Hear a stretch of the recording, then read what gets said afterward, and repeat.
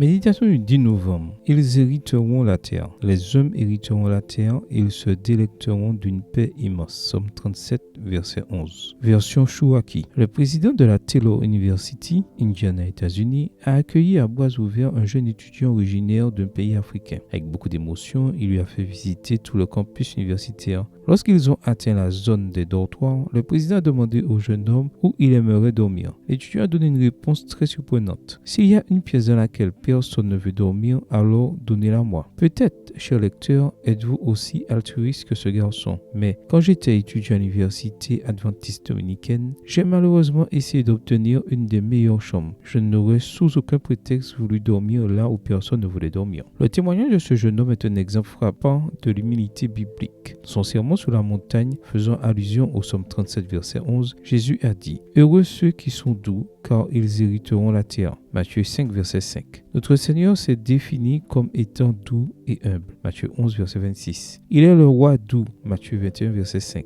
Le mot grec pour doux, pros, définit une personne qui ne se laisse pas trop impressionner par un sens élevé de sa propre importance. Doux est celui qui est humble, compatissant, gentil, celui qui demande la chambre dont personne ne veut, celui qui fait le métier que tout le monde rejette, celui qui étreint celui que les autres marginalisent, celui qui accepte de vivre selon l'éthique divine. Doux sont ceux qui sont prêts à accomplir ces petites actions souvent sous-estimées par les yeux humains, mais qui sont celles que Dieu prend en compte pour nous rendre grands. L'Éternel soutient les humbles, pros dans la Septante 70, dit le psaume 147, verset 6. Jésus nous offre l'exaltation en nous rendant petits et humbles, quand nous arrêtons de sentir que nous sommes les plus importants, quand nous sommes attentifs aux autres. Et puisque Dieu sait que cette façon de voir la vie n'a pas de valeur ici, il nous offre un héritage dans la patrie céleste. Ceux qui choisissent d'être dans la pièce dont personne ne veut ici, hériteront la terre. On rira probablement quand on nous verra choisir la pire chambre. Mais très bientôt, le Seigneur nous donnera la chambre la plus glorieuse et là, nous vivrons pour toujours avec la personne la plus douce de l'univers, notre Dieu bienveillant. Amen.